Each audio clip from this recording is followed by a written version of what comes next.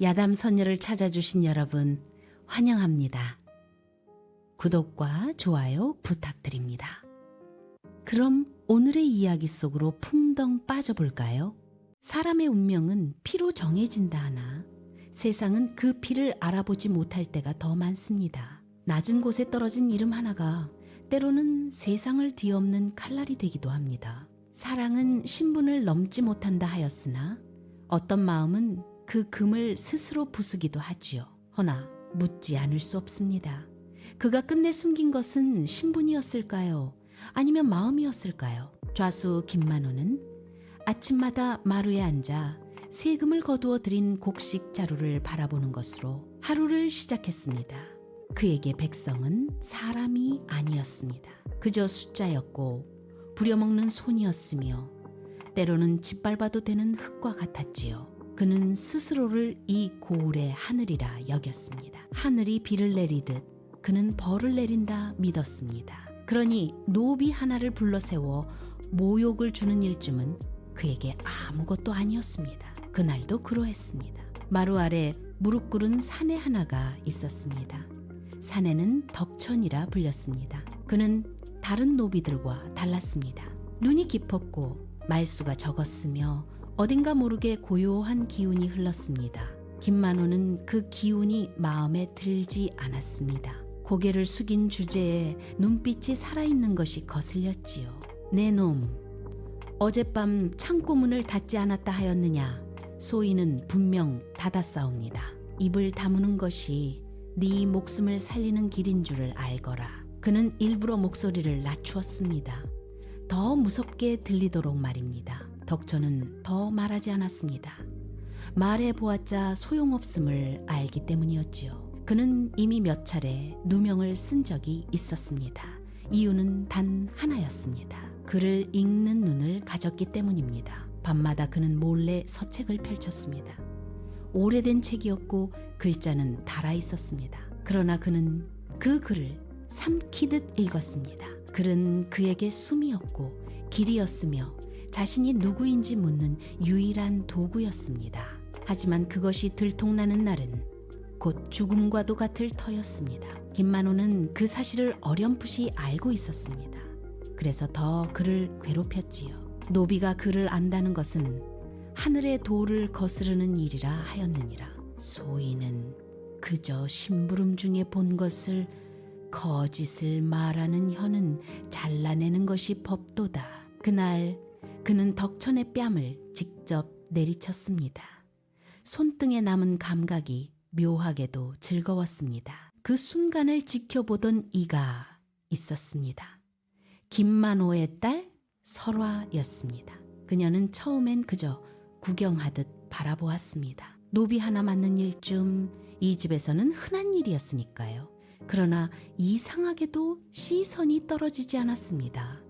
덕천의 눈 때문이었습니다. 그는 막고 있으면서도 무너지지 않았습니다. 고개를 숙이고 있었으나 그 안에 무언가 버티고 있었습니다. 그것이 무엇인지 설아는 알 수 없었습니다. 다만 마음 한켠이 불편해졌습니다. 아버지, 그만하심이 여자가 나설 일이 아니다. 그녀는 더 말을 잇지 못했습니다. 대신 마음속에 작은 물결이 일었습니다. 그것은 연민이었을까요? 아니면 호기심이었을까요? 덕천은 그날 밤에도 책을 펼쳤습니다. 뺨은 부어올랐고 입술은 터져 있었습니다. 그러나 그는 글자를 따라갔습니다. 사람은 태어남으로 귀천이 나뉘지 않는다. 오래된 문장이 눈에 들어왔습니다. 그는 잠시 손을 멈추었습니다. 그리고 희미하게 웃었습니다. 자신을 비웃는 듯한 웃음이었지요. 그 문장을 믿기에는 세상이 너무도 단단했습니다. 하지만 그는 그 문장을 버릴 수 없었습니다. 그것만이 자신을 붙잡고 있었기 때문입니다. 그때 문이 열렸습니다. 설화였습니다. 그녀는 망설이며 안으로 들어왔습니다. 그리고 처음으로 그를 가까이서 보았습니다. 너 글을 읽느냐? 소인은 알지 못합니다. 거짓말이구나. 잠시 침묵이 흘렀습니다. 덕천은 눈을 들었습니다. 그리고 처음으로 그녀를 똑바로 보았습니다. 아씨께서는 무엇을 알고자 하옵니까? 그 말은 짧았으나 이상하게도 그녀의 가슴을 건드렸습니다. 그녀는 대답하지 못했습니다. 그날 이후 설화의 눈에는 세상이 조금 달라 보이기 시작했습니다. 그리고 김만호는 아직 알지 못했습니다. 그가 짓밟은 그 노비 하나가 훗날 자신의 목숨을 쥐게 될 것이라는 사실을.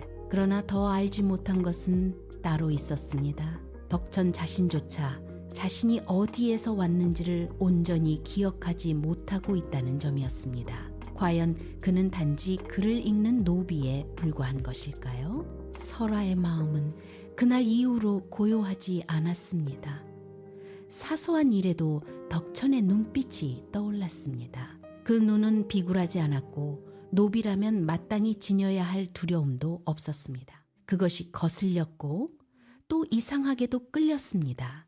그녀는 스스로를 꾸짖었습니다. 양반가 교수로서 노비 따위의 마음을 쓰는 것은 가당치 않다 여겼습니다. 그러나 마음은 뜻대로 따르지 않았습니다. 어찌하여 자꾸 그 얼굴이 떠오르는 것이냐? 스스로 묻고 또 물었으나 답은 나오지 않았습니다. 그 즈음 고을에는 흉흉한 소문이 돌았습니다. 세곡이 줄어들었다는 것이었습니다. 백성들은 이미 허리띠를 졸라맸습니다. 노는 메말랐고 곡식은 줄었습니다. 그러나 김만호의 창고는 늘 가득 차 있었습니다. 그것이 이상하다고 여기는 자는 있었으나 입 밖으로 꺼내는 자는 없었습니다. 목숨이 아까웠기 때문입니다. 덕천은 그 흐름을 읽고 있었습니다. 밤마다 장부를 훔쳐보았습니다. 숫자 사이에 숨겨진 거짓이 보였습니다. 그는 글을 읽을 줄 알았고 셈을 할 줄 알았습니다. 그것이 그의 죄였습니다.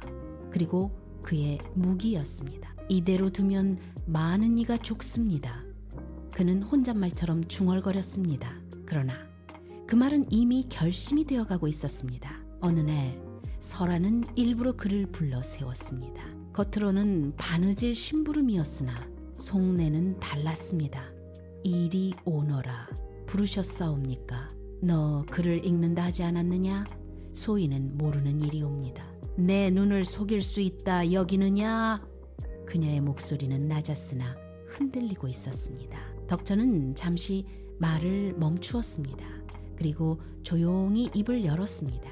아씨께서 보신 것이 있다면 그것이 곧 사실일 터입니다. 그 말은 인정이면서도 선을 긋는 말이었습니다. 설화는 그 선이 답답했습니다. 왜 숨기느냐? 숨기지 않으면 살 수 없기 때문이옵니다. 그 한마디에 그녀는 더 묻지 못했습니다. 대신 가슴이 저릿해졌습니다. 그가 사는 세상과 자신이 사는 세상이 너무도 달랐기 때문입니다. 그날 이후 그녀는 몰래 책을 가져다 주기 시작했습니다. 처음에는 이유를 스스로도 알지 못했습니다. 그저 그 눈빛이 다시 보고 싶어서였을지도 모릅니다. 덕천은 처음엔 거절했습니다. 이것을 들키면 아씨께서도 무사치 못하옵니다. 내 일은 내가 알아서 한다. 그녀는 단호했습니다. 그 말은 명령이었고 동시에 부탁이었습니다. 덕천은 결국 책을 받았습니다. 그 순간 둘 사이에는 말로 하지 않은 약속이 생겼습니다. 위험을 함께 나누는 약속이었습니다. 그러나 세상은 그런 약속을 오래 두지 않았습니다. 김만호는 점점 더 날카로워졌습니다. 세곡의 빈틈을 감추기 위해 사람을 더 몰아붙였습니다. 백성들은 울음을 삼켰고 노비들은 등을 더 굽혔습니다. 그 가운데서도 덕천은 등을 펴고 있었습니다. 그것이 결국 화를 불렀습니다. 그 노비 요즘 수상하다 하더라. 하인 하나가 귀띔했습니다. 김만호의 눈이 가늘어졌습니다. 무엇이 수상하단 말이냐? 밤마다 불을 밝힌다 하옵니다. 그 말 한마디면 충분했습니다. 그날 밤 창고 뒤편에서 덕천은 붙잡혔습니다. 그의 손에는 책이 들려 있었습니다. 김만호는 그 장면을 직접 보았습니다. 그리고 웃었습니다. 이제야 잡혔구나. 덕천은 아무 말도 하지 않았습니다. 말해보았자 변하지 않음을 알았습니다. 설화는 소식을 듣고 달려왔습니다. 숨이 가빴습니다. 심장이 요동쳤습니다. 아버지, 그만두시옵소서. 이놈이 무엇을 한 줄 아느냐? 노비가 그를 읽는 것은 죄라 하셨사옵니다. 죄를 알면 벌도 알아야 하지 않겠느냐? 김만호의 목소리는 차가웠습니다. 그날 덕천은 매를 맞았습니다. 살이 찢어졌고 피가 흘렀습니다. 그러나 그는 소리내어 울지 않았습니다. 그 침묵이 더 잔혹하게 느껴졌습니다. 설아는 그 모습을 보며 처음으로 깨달았습니다. 자신이 그를 가볍게 여겼다는 것을, 그리고 이미 마음이 기울었다는 것을. 어찌하여 아무 말도 하지 않느냐? 그녀가 떨리는 목소리로 물었습니다. 덕천은 고개를 들지 않은 채 말했습니다. 말로 살 수 있는 세상이라면 소인은 이미 살았을 것이옵니다. 그 말은 짧았으나 깊었습니다. 설아의 눈에 눈물이 고였습니다. 그 순간 김만호의 눈빛이 변했습니다. 그는 딸을 보았습니다. 그리고 무언가를 알아차렸습니다. 설마 네가 이 노비를 감싸는 것이냐? 설아는 대답하지 않았습니다. 침묵이 곧 답이었습니다. 김만호의 얼굴이 굳었습니다. 그날 밤 그는 결정을 내렸습니다. 저놈을 이 고을에서 없애버려라. 그 말은 곧 팔아버리라는 뜻이었습니다. 덕천은 묶인 채 끌려갔습니다. 설아는 뒤쫓았으나 막혔습니다. 손이 닿지 않았습니다. 아씨, 돌아가시옵소서. 놓아라, 저를 놓아라. 그러나 아무도 그녀의 말을 듣지 않았습니다. 덕천은 한 번도 뒤돌아보지 않았습니다. 돌아보면 발걸음이 멈출 것을 알았기 때문입니다. 그리고 그는 이미 결심한 바가 있었습니다. 이곳을 떠나면 돌아올 때는 다른 사람이 되어야 한다는 것을. 그 밤 바람은 차게 불었습니다. 그리고 설아의 마음에도 처음으로 돌이킬 수 없는 금이 갔습니다. 그러나 이별이 끝이 아니었습니다. 그것은 시작이었습니다. 덕천이 끌려간 길은 길이라기보다 끊어진 운명과 같았습니다. 손목에는 거친 새끼줄이 파고들었고 발걸음마다 흙먼지가 일었습니다. 그는 뒤돌아보지 않았습니다. 돌아본다면 그곳에 남겨둔 것이 너무 많았기 때문입니다. 이름 없는 삶, 그러나 처음으로 마음이 흔들렸던 순간들, 그리고 설아의 눈빛이 있었습니다. 그는 그것을 끊어내듯 걸었습니다. 이 몸값이면 꽤 쓸만하겠구먼. 노비 장수가 웃으며 말했습니다. 덕천은 고개를 숙인 채 들었습니다. 그는 이제 물건이었습니다.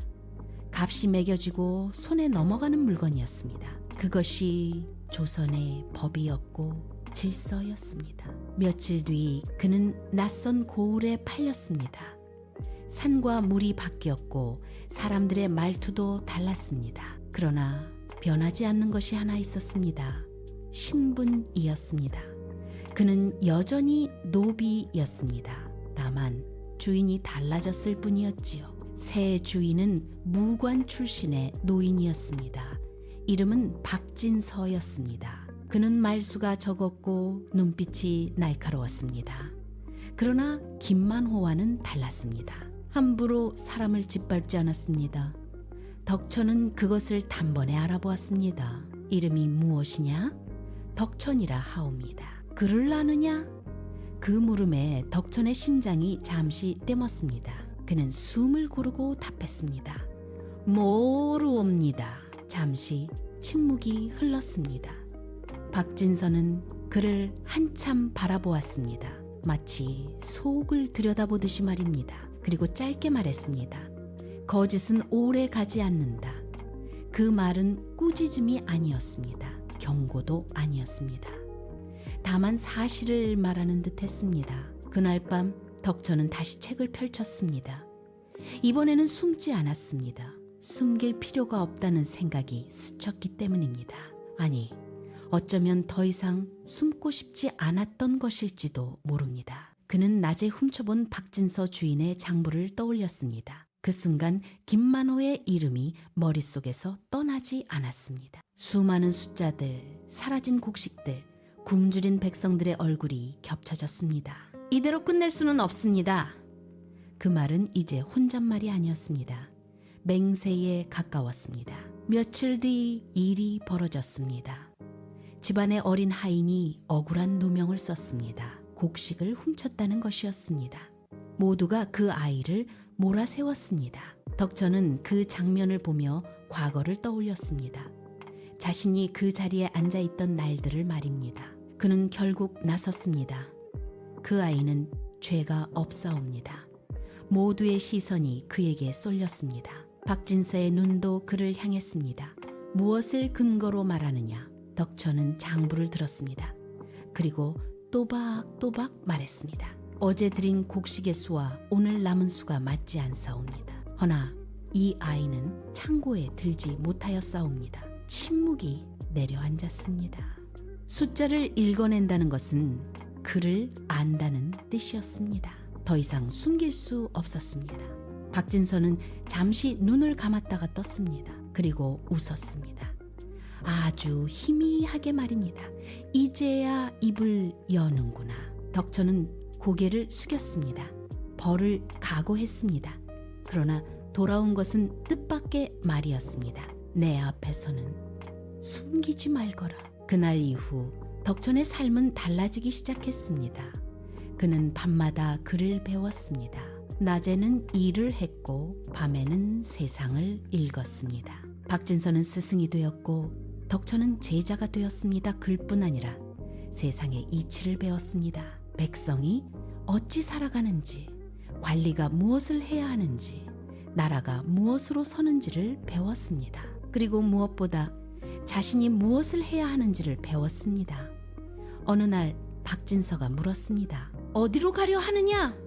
덕천은 잠시 망설였습니다.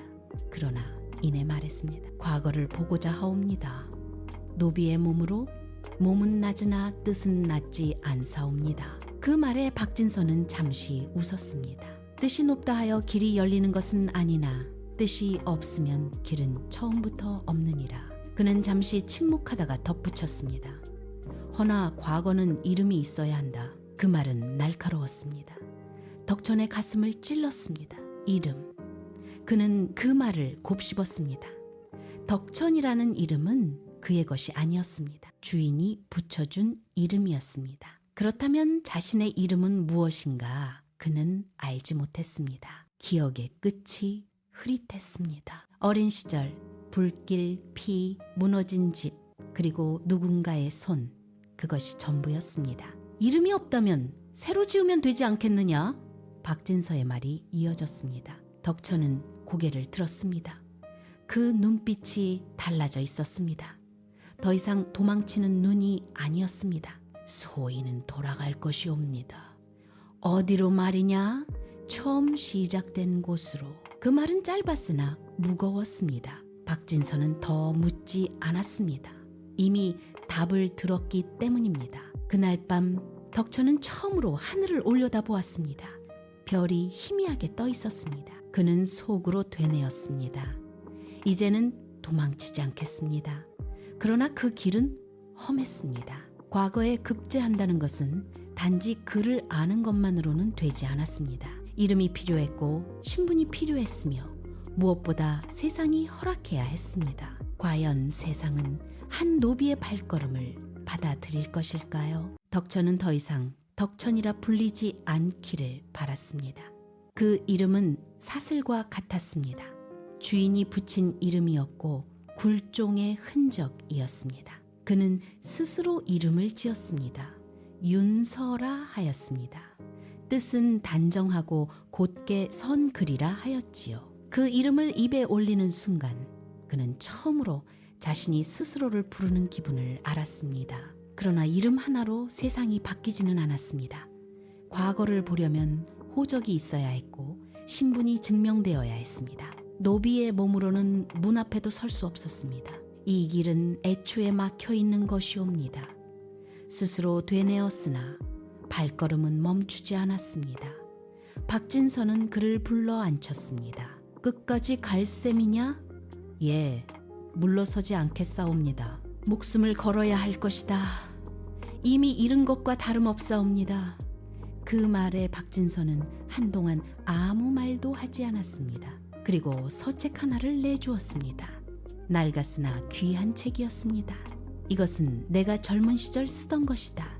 내가 이어라. 그것은 단순한 책이 아니었습니다. 허락이었고 책임이었습니다. 덕천, 아니 윤서는 그 책을 두 손으로 받았습니다. 그날 이후 그는 밤낮을 가리지 않았습니다. 글을 외우고 문장을 짓고 세상의 이치를 엮었습니다. 글은 그의 칼이 되었고 방패가 되었습니다. 그러나 세상은 글만으로 열리지 않았습니다. 과거 시험장 앞 그는 멈춰 섰습니다. 문지기 하나가 길을 막았습니다. 이름과 본관을 대라. 순간 시간이 멈춘 듯 했습니다. 이름은 있었으나 뿌리가 없었습니다. 본관을 댈 수 없다는 것은 곧 허상이라는 뜻이었습니다. 그는 잠시 눈을 감았습니다. 그리고 입을 열었습니다. 한성부 윤씨라 하옵니다. 거짓이었습니다. 그러나 완전히 거짓이라 할 수는 없었습니다. 어딘가에 있을지도 모르는 잊힌 뿌리였습니다. 문지기는 의심스러운 눈으로 그를 보았으나 더 묻지 않았습니다. 그렇게 그는 문을 넘었습니다. 시험은 길고도 혹독했습니다.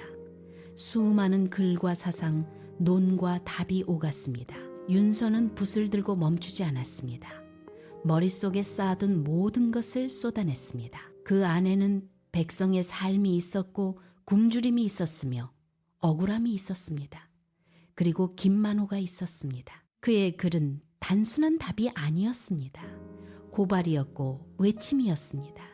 백성이 굶주리는데 창고가 가득한 것은 하늘의 뜻이 아니옵니다. 그 문장은 시험지 위에 남았으나 동시에 그의 운명을 흔들었습니다. 며칠 뒤 결과가 나왔습니다. 이름이 불렸습니다. 윤서. 그 한마디에 그의 시간이 멈췄습니다. 그리고 다시 흐르기 시작했습니다. 그는 급제했습니다. 노비였던 사내가, 이름 없는 사내가 과거에 올랐습니다. 그것은 기적과도 같았습니다. 그러나 기적은 언제나 대가를 요구했습니다. 그의 이름은 관부에 오르내렸습니다. 출신을 묻는 자들이 생겨났습니다. 윤서라, 어느 집안 자제인가? 듣도 보도 못한 이름이로다. 의심은 서서히 번졌습니다. 그는 알고 있었습니다. 오래 숨길 수 없다는 것을. 그러나 멈출 수는 없었습니다. 그는 관직에 나아갔습니다. 낮은 자리였으나 시작이었습니다. 그는 장부를 다루었고 세금을 살폈으며 백성의 호소를 들었습니다. 그리고 하나씩 연결하기 시작했습니다. 과거의 장부, 김만호의 이름, 사라진 곡식, 굶주린 마을, 모든 것이 이어지고 있었습니다. 이것이 모두 한 줄로 이어지는 것이옵니다. 그는 혼잣말처럼 중얼거렸습니다. 그때 관아의 한 관리가 다가왔습니다. 자네, 이 일에 너무 깊이 들어가는 것 아닌가? 해야 할 일을 하는 것뿐이옵니다. 세상은 그렇게 간단하지 않네. 그 말은 경고였습니다. 그러나 윤서는 물러서지 않았습니다. 그는 이미 돌아갈 길을 끊었습니다. 한편 설화의 삶도 변해 있었습니다. 그녀는 정약혼에 묶여 있었습니다. 상대는 권세 있는 집안의 아들이었습니다. 웃고 있었으나 눈은 웃지 않았습니다. 밤이 되면 그녀는 홀로 앉아 있었습니다. 그리고 떠올렸습니다. 한 사내의 눈빛을 말입니다. 왜? 잊히지 않는 것이냐? 답은 없었습니다. 다만 시간이 흐를수록 더 선명해졌습니다. 그 무렵 한 소식이 그녀의 귀에 들어왔습니다. 이번에 급제한 자 중에 이름이 기이한 자가 있다 하옵니다. 이름이 무엇이냐? 윤서라 하옵니다. 그 이름을 듣는 순간 그녀의 심장이 붙는 듯 했습니다. 이유를 알 수 없었습니다. 그러나 분명히 무언가가 이어지고 있었습니다. 그리고 같은 시각 김만호 역시 그 이름을 들었습니다. 그의 눈이 가늘어졌습니다. 윤설아, 어디서 들은 듯한 이름이로다. 기억의 끝자락에서 한 노비의 얼굴이 어른거렸습니다. 그러나 그는 곧 고개를 저었습니다. 설마 그럴 리 없지. 하지만 세상은 그가 생각하는 것보다 더 집요했습니다. 이미 실타래는 풀리기 시작했습니다. 그리고 그 끝에는 피할 수 없는 진실이 기다리고 있었습니다. 과연 그 진실은 누구의 목을 먼저 죄게 될까요? 윤서의 걸음은 더 이상 머뭇거림이 없었습니다. 그는 관부의 장부를 들여다보며 하나씩 끊어진 줄을 이어붙였습니다. 고을마다 사라진 곡식의 수, 굶어 죽은 백성의 수, 그리고 그 위에 더 씌워진 거짓 기록들.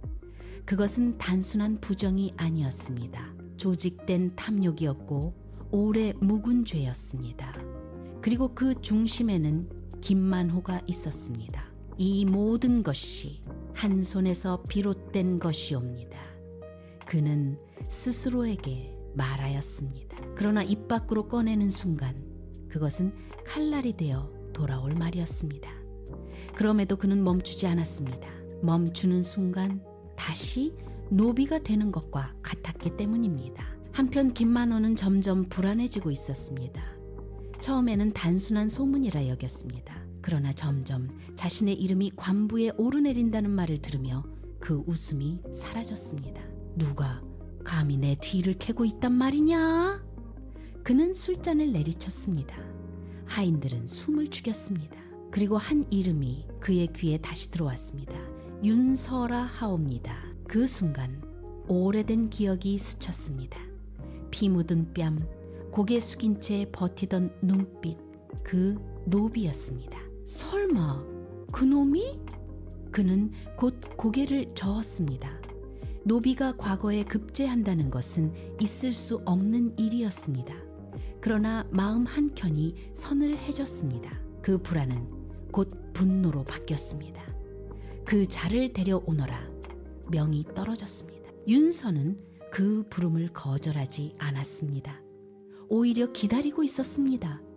그는 홀로 김만호의 집으로 들어섰습니다. 마루는 여전히 높았고 공기는 무거웠습니다. 그러나 그는 더 이상 무릎을 꿇지 않았습니다. 처음 뵙겠습니다, 좌수어른. 그 말은 공손했으나 예전과 달랐습니다. 김만호의 눈이 번뜩였습니다. 네가 윤서냐? 예, 그러하옵니다. 이상하구나. 네, 얼굴이 낯설지 않다. 잠시 침묵이 흘렀습니다. 두 사람 사이에 보이지 않는 칼날이 오갔습니다. 사람의 얼굴이란 기억 속에서 제멋대로 바뀌기도 하옵니다. 윤서의 말은 부드러웠으나 피하지 않았습니다. 김만호는 그 눈을 똑바로 보았습니다. 그리고 확신에 가까운 의심이 들었습니다. 내 놈, 예전에 내 집에 있던 자가 아니냐? 그 물음은 칼처럼 날카로웠습니다. 윤서는 잠시 숨을 골랐습니다. 그리고 고개를 숙였습니다. 소인은 그런 적이 없사옵니다. 거짓이었습니다. 그러나 그는 눈을 피하지 않았습니다. 김만호는 한동안 그를 노려보다가 웃었습니다. 좋다. 그렇다면 확인해보면 되겠지. 그 웃음은 살기를 품고 있었습니다. 무엇을 하러 왔느냐? 고을의 세곡에 관하여 여쭙고자 하옵니다. 그건 내 소관이 아니다. 허나 장부에는 분명히 좌수 어른의 인장이 찍혀 있사옵니다. 그 말에 공기가 얼어붙었습니다. 김만호의 손이 떨렸습니다. 그는 그것을 숨기려 술잔을 들었습니다. 그러나 손끝의 떨림은 멈추지 않았습니다. 내 놈, 감히 나를 의심하는 것이냐? 의심이 아니옵니다. 확인이옵니다. 그 말은 조용했으나 무거웠습니다. 김만호의 눈의 살기가 어렸습니다. 네가 누구이기에 나를 신문하려 드느냐? 윤서는 잠시 말을 멈추었습니다. 그리고 천천히 입을 열었습니다. 소인은 백성을 대신하여 묻는 자이옵니다. 그 한마디에 방 안의 공기가 무너졌습니다. 그것은 단순한 말이 아니었습니다. 선을 넘는 선언이었습니다. 그때 문 밖에서 인기척이 있었습니다. 설아였습니다. 그녀는 떨리는 손으로 문을 열었습니다. 그리고 그를 보았습니다. 윤서, 아니 덕천, 시간은 멈춘 듯 했습니다. 서로의 눈이 마주쳤습니다. 그 순간 수많은 말이 오갔으나 아무도 입을 열지 않았습니다. 김만호가 그 둘을 번갈아 보았습니다. 그리고 모든 것을 알아차렸습니다. 역시 네 놈이었구나. 그의 목소리는 낮았으나 분노로 가득 차 있었습니다. 아버지, 설아가 떨리는 목소리로 입을 열었습니다. 입 다물거라! 그 외침에 그녀의 몸이 굳었습니다. 김만호는 웃었습니다. 그러나 그 웃음은 무너져 있었습니다. 노비 하나가 감히 나를 치려하다니. 그는 천천히 자리에서 일어났습니다. 네 놈이 무엇을 했는지 내가 모를 줄 아느냐? 윤서는 대답하지 않았습니다. 이미 알고 있었기 때문입니다. 이 싸움은 물러설 수 없는 싸움이었습니다. 허나 한 가지 묻겠다. 김만호가 한 걸음 다가왔습니다. 내 놈, 왜 돌아왔느냐? 잠시 침묵이 흘렀습니다. 그리고 윤서가 입을 열었습니다. 빚을 갚기 위함이옵니다. 무슨 빚이냐? 짓밟힌 자들의 한숨이옵니다. 그 말은 칼보다 깊게 파고들었습니다. 설아의 눈에 눈물이 고였습니다. 그러나 아무도 그것을 보지 않았습니다. 세 사람의 운명이 한자리에 얽혀 있었습니다. 그리고 그 매듭은 이제 끊어질 수밖에 없었습니다. 그러나 이 싸움이 끝난 뒤 남는 것은 무엇일까요? 복수일까요? 아니면 또 다른 상처일까요? 그날 이후 고을의 공기는 숨을 죽인 듯 무거워졌습니다. 바람조차 함부로 불지 못하는 듯 고요했지요. 그러나 그 고요 아래에서는 보이지 않는 파문이 번지고 있었습니다. 윤서는 물러서지 않았습니다. 관부에 장계를 올렸고 장부를 첨부하였으며 증인을 모았습니다. 하나하나가 칼날이었습니다. 느리나 확실하게 조여들었습니다. 이제 돌아갈 길은 없사옵니다. 그는 스스로에게 말했지요. 이미 한 발을 내디딘 이상 물러섬은 곧 죽음과 같았습니다. 김만호 또한 가만히 있지 않았습니다. 그는 오랜 세월 권세를 쌓아온 자였습니다. 뿌리가 깊었습니다. 이놈을 꺾지 못하면 내가 죽는다. 그는 밤마다 이를 갈았습니다. 그리고 사람을 움직였습니다. 장부를 빼돌리고 증인을 협박하고 입을 막았습니다. 몇몇은 사라졌고 몇몇은 말을 바꾸었습니다. 세상은 언제나 강한 쪽으로 기울기 마련이었습니다. 그러나 이번에는 달랐습니다. 윤서는 이미 한 수 앞을 보고 있었습니다. 그는 장부의 사본을 여러 곳에 나누어 두었습니다. 한 곳이 무너지면 다른 곳이 살아남도록 말입니다. 그리고 그 중심에는 단 하나의 증거가 남아 있었습니다. 김만호의 친필 인장과 서명이 찍힌 비밀 장부였습니다. 이것이 끝을 가르는 것이옵니다. 그는 그 장부를 바라보며 중얼거렸습니다. 그러나 그 장부를 얻기까지 그는 피를 흘렸습니다. 어느 밤 그는 습격을 당했습니다. 어둠 속에서 칼이 번뜩였습니다. 살려둘 수 없다. 낮은 목소리가 들렸습니다. 그는 피하지 않았습니다. 아니, 피할 수 없었습니다. 칼끝이 어깨를 스쳤고 피가 번졌습니다. 그러나 그는 쓰러지지 않았습니다. 이 몸 하나로 끝날 일이 아니옵니다. 그 말은 숨이 섞여 있었으나 분명했습니다. 결국 습격은 실패로 돌아갔습니다. 그를 죽이지 못한 자들은 도망쳤습니다. 그러나 그날 이후 윤서는 알았습니다. 이 싸움은 이미 목숨을 건 싸움이 되었음을. 한편 설아의 삶은 더욱 옥죄어 갔습니다.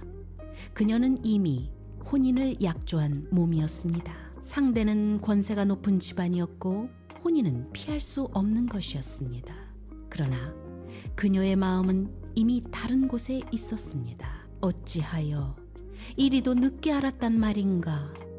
밤마다 그녀는 혼잣말을 하였습니다. 눈물은 소리 없이 흘렀습니다.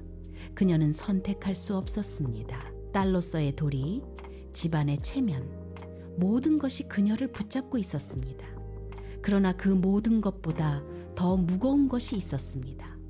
죄였습니다. 그녀는 알고 있었습니다. 아버지가 저지른 일들을 말입니다. 이대로 모른 척할 수 있겠느냐? 스스로에게 물었습니다. 대답은 나오지 않았습니다. 그러나 마음은 이미 알고 있었습니다. 어느 날 밤 그녀는 결심했습니다. 그리고 조용히 방을 나섰습니다. 손에는 작은 꾸러미가 들려 있었습니다.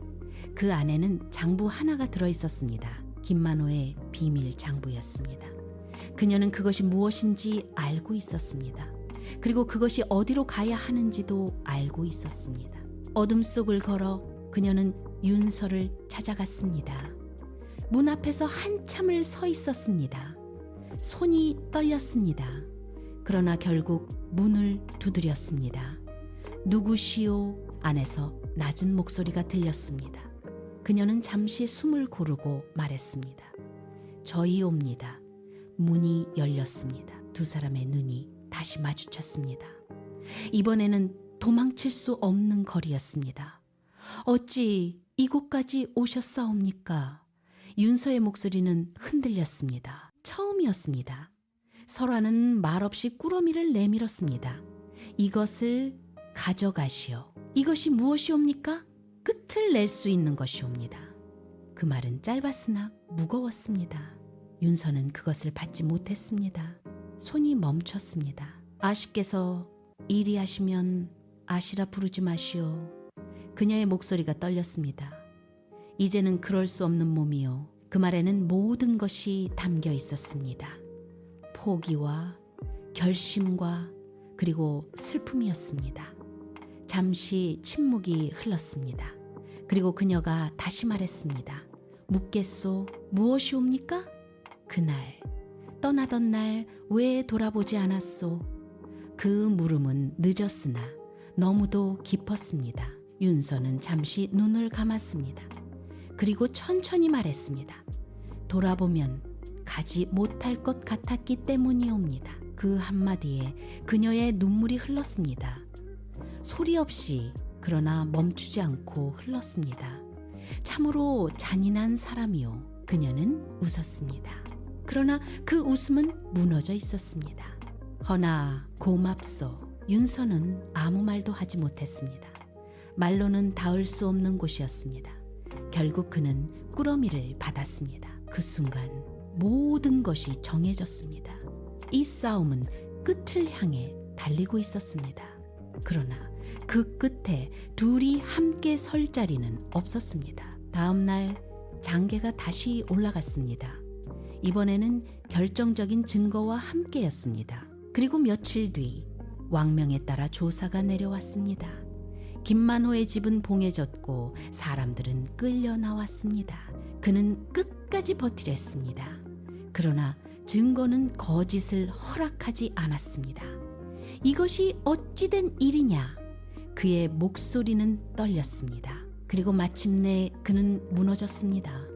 그러나 마지막 순간까지 그는 한 사람을 노려보았습니다. 윤서였습니다. 네놈, 정체가 무엇이냐? 그 물음은 분노가 아니라 두려움에 가까웠습니다. 윤서는 잠시 그를 보았습니다. 그리고 아무 말도 하지 않았습니다. 아직은 때가 아니었기 때문입니다. 그러나 모든 것이 끝나가고 있었습니다. 그리고 남은 것은 단 하나였습니다. 그가 끝내 말하지 않은 것, 그 숨겨진 이름. 과연 그는 그것을 밝힐 것일까요? 아니면 끝까지 감출까요? 조사는 길지 않았습니다. 아니, 길 필요가 없었습니다. 이미 모든 것은 드러나 있었기 때문입니다. 장부는 거짓을 숨기지 못하였고 증언은 엇갈렸으나 결국 한 방향으로 모였습니다. 김만호의 이름 아래 수많은 죄가 줄지어 서 있었습니다. 굶주린 백성의 한숨, 사라진 곡식, 그리고 억울하게 짓밟힌 삶들. 그것들이 하나의 무게가 되어 그를 짓눌렀습니다. 그는 더 이상 웃지 않았습니다. 마루 위에 앉아있던 그 모습은 사라지고 한 늙은 죄인의 그림자만 남아 있었습니다. 이럴 수는 없다. 내가 어찌? 그는 중얼거렸습니다. 그러나 누구도 그의 말을 듣지 않았습니다. 세상은 이미 그를 버렸습니다. 관아의 뜰에서 그는 포승줄에 묶인 채 서 있었습니다. 그 앞에 윤서가 있었습니다. 이제는 더 이상 숨길 것도 피할 것도 없는 자리였습니다. 두 사람의 눈이 마주쳤습니다. 과거와 현재가 한순간에 겹쳐졌습니다. 끝내 일이 되었구나. 김만호의 목소리는 힘이 빠져 있었습니다.